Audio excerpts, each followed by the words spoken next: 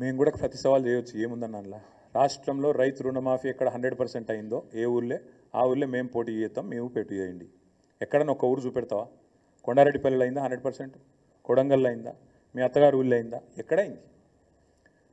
నేను కూడా అనొచ్చు, రైతు బంధు మొత్తం పెడితే ఆడ పోటీ చేద్దాం అనొచ్చు, తులం బంగారం ఇస్తే పోటీ చేయ అనొచ్చు, నెలకు 2500 ఇచ్చిన మహిళలను ఓటు అడుగు అని నేను కూడా అనొచ్చు, నెలకు 4000 ఇచ్చిన ముసలోళ్ళే మాత్రమే ఓటు అడగాలి, 2000 ఉన్నోళ్ళంతా మాకేయాలని నేను కూడా అనొచ్చు. ఈ బజారు భాష, చీప్ టాక్టిక్స్, చిల్లర మాటలు, వీటితో ఇంకెన్ని రోజులు టైంపాస్ చేస్తారని నాకు అర్థం కాదు. ఇప్పుడు నేను లేవనెత్తిన ప్రశ్నలు కానీ, నేను చెప్పిన విషయాలు కానీ ఇందులో ఏమైనా తప్పు ఉంటే ముఖ్యమంత్రి, ఉప ముఖ్యమంత్రి, ఇంకో మంత్రి వాళ్ళ వైపు నుంచి ఎవరైనా సాధికారంగా చెప్పగలిగే వాళ్ళు ఉంటే రమ్మనండి.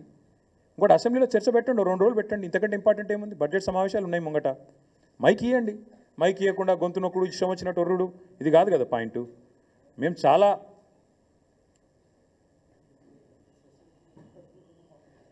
మీ దగ్గర ఒక సొసైటీలో ఒక రుణమాఫీ కూడా కాలేదని చెప్తా ఉన్నారు హర్ష గారు. ఇంకా చాలా ఉన్నాయి అట్లా ఎగ్జాంపుల్స్. నేను చెప్పేది ఒకటే, ముఖ్యమంత్రి గారు నిన్న ఆడపోయి 1 కోటి మంది మహిళల్ని కోటీశ్వరులు చేస్తాను. ఎంతమంది కోటీశ్వరులను చేసినా వాళ్ళని ఓట్లాడు చూస్తాను. నేను కూడా ఎంతమంది మహిళలు ఓట్లు వేస్తారో నేను కూడా చూస్తాను. నీకు కోటీశ్వరులు కాదు నువ్వు, కనీసం వాళ్ళను రేపటి రోజున ఉన్నదంతా గుంజుకోపోతే చాలు, వాళ్ళ మెడల పుస్తలతాడు గుంజుకోపోతే చాలు. నువ్వు ఇప్పటికే స్టార్టర్లు ఎత్తుకపోతున్నావు, మీటర్లు ఎత్తుకపోతున్నావు, రేపు పుస్తలతాడు కూడా గుంజుకోపోతావు. ఇవన్నీ ప్రజలకు తెలుసు.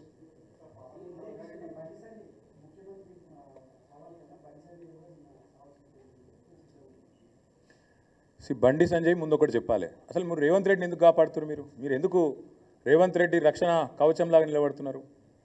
అందరూ ఇప్పటికే మార్కెట్లు అనుకుంటుంది అంటే ఆర్ఎస్ బ్రదర్స్ అనుకుంటారు. నేను సూటిగా అడుగుతున్నా బండి సంజయ్ని, బీజేపీని, మీ ప్రధానమంత్రి హైదరాబాద్కు వస్తాడు, ఆర్ఆర్ ట్యాక్స్ వసూలు చేస్తుండ్రు అంటాడు, చర్యలు ఉండయి. 150 రూపాయలు పర్ స్క్వేర్ ఫీట్ బిల్డర్ల దగ్గర వసూలు చేస్తుండ్రు. నేను మున్సిపల్ మంత్రిగా పనిచేసిన 10 ఏళ్ళు, మా హయాంలో 0 కరప్షన్, ఇట్లా దిక్కుమాల ట్యాక్సులు పెట్టలేమేము. నువ్వు ఇప్పుడు 150 రూపాయలు పర్ స్క్వేర్ ఫుట్ మంచిగా నిలబెట్టి వసూలు చేస్తున్నావు, ఇది వాస్తవం. చేతనైతే బండి సంజయ్ని, బీజేపీని చర్య తీసుకోమనండి. నేను ఢిల్లీ పోయినా, ముఖ్యమంత్రి గారు అన్ని నిబంధనలు తుంగలో దొక్కి మీ అమృత్ పథకాన్ని వాళ్ళ బావమరిదికి అప్పచెప్పిండు సృజన్ రెడ్డికి అని చెప్పిన. ఇప్పటివరకు చర్య లేదు, కనీసం విచారణకు ఆదేశించలేదు. పొంగులేటి శ్రీనివాసరెడ్డి ఇంటి మీద ఈడీ రైడ్ అవుతుంది, అది బ్రహ్మరహస్యం, ఎవరికి తెలియదు. ఈడీ చెప్పది, పొంగులేటి చెప్పడు. అసలు first of all BJP Revanth Reddy ప్రభుత్వాన్ని ఎందుకు కాపాడుతుందండి?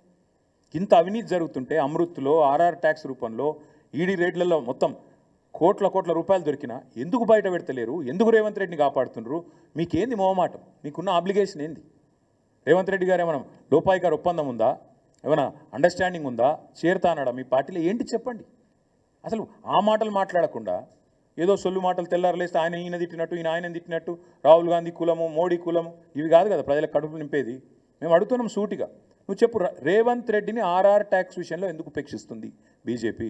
ఎందుకు నీ బావమరిదికి అమృత్ స్కీమ్ మొత్తం 1100 కోట్ల స్కామ్ చేసినా రేవంత్ రెడ్డిని మీరు కాపాడుతున్నారు? అది కేంద్ర ప్రభుత్వ పథకం అమృత్.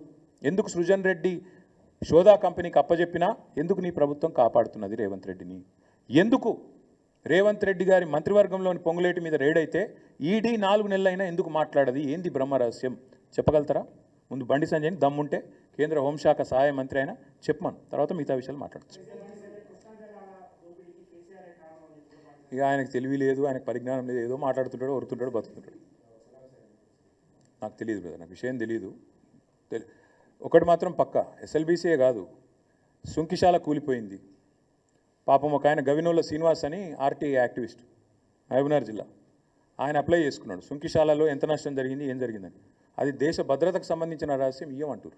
ఎవరిని కాపాడుతుండ్రు రేవంత్ రెడ్డి? ఎవరినైతే గతంలో ఇష్టం వచ్చిన బూతులు తిట్టిండో, ఆంధ్ర కాంట్రాక్టర్లని, ఈస్ట్ ఇండియా కంపెనీని, వాళ్ళని కాపాడుతున్నావా? ఏంది దేశ భద్రత? సుంకిశాలలో రిటైనింగ్ వాళ్ళు కూలిపోతే దేశ భద్రత నాదేమన్నా? సుంకిశాల పాకిస్తాన్ బార్డర్లు ఉందా? కూలిపోతే దాంతో ఏమో దేశ భద్రతకు ముప్పు వచ్చేందుకు? ఎవరిని కాపాడుతున్నావు? సుంకిశాల గురించి ముందు చెప్పు. మళ్ళీ అదే సంస్థకి ఇన్ని కాంట్రాక్ట్లు ఇస్తున్నావు, ఎందుకు ఇస్తున్నావు? ఎవరి కోసం ఇస్తున్నావు? ఎవరి మెహర్బానీ కోసం? చెప్పాలా రేవంత్ రెడ్డి సమాధానాలని? ఎస్ఎల్బీసీ సంగతి నాకు తెలియదు, తెలుసుకొని చెప్పు. స్పష్టంగా చెప్పాం కదా బ్రదర్, మన హరీష్ రావు గారు డీటెయిల్డ్గా చెప్పారు, నిన్న శ్రీనివాస్ గౌడ్ గారు, నిరంజన్ రెడ్డి గారు, జగదీష్ రెడ్డి గారు వివరంగా చెప్పారు. దున్నపోతు మీద వాన పడ్డట్టు వాళ్ళు ఇప్పటివరకు స్పందించట్లేదు, ఏదో ఉత్తరం రాసి చేతులు దులుపుకుందామని చూస్తున్నారు. నీళ్లు పోతుంటే కిందికి తీసుకొని పోతుంటే నిరాటంకంగా, గతంలో కాంగ్రెసే దోపిడీకి తెరదీసింది. పోతిరెడ్డిపాడు పొక్క పెట్టింది కాంగ్రెసే, దాన్ని నిరసిస్తూ రాజీనామా చేసింది టీఆర్ఎస్.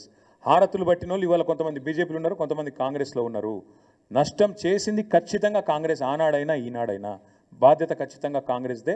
ముఖ్యమంత్రికి మోడీని అడిగే దమ్ము లేదు, ఎందుకంటే మోడీని గట్టిగా తిడితే లోపల వాడిస్తాడు, పదవి పోతుంది, ఆయన భయం ఆయనకున్నది. మేము స్పష్టంగా ఉన్నాం. కేఆర్ఎంబీని మొత్తం అప్పజెప్తాం కేంద్రానికి అంటే మేము నల్గొండ పోయి బహిరంగ సభ పెట్టి కేసీఆర్ గారు గర్జిస్తే వెంటనే దిగొచ్చి శాసనసభలో తీర్మానం చేసినారు. రేపు మళ్ళీ పట్టుబడతాం శాసనసభలో కూడా. ఖచ్చితంగా కృష్ణా జలాల దోపిడీ విషయంలో ఈ ప్రభుత్వం యొక్క వైఖరిని శాసనసభలో ఎండగడతాం, బయట ఎండగడతాం. కేంద్రము ఈ ప్రభుత్వం అటు బీజేపీ ఇటు కాంగ్రెస్ తమ వైఖరి మార్చుకోకపోతే డెఫినెట్గా మా కార్యాచరణ ప్రకటిస్తాం. Thank you.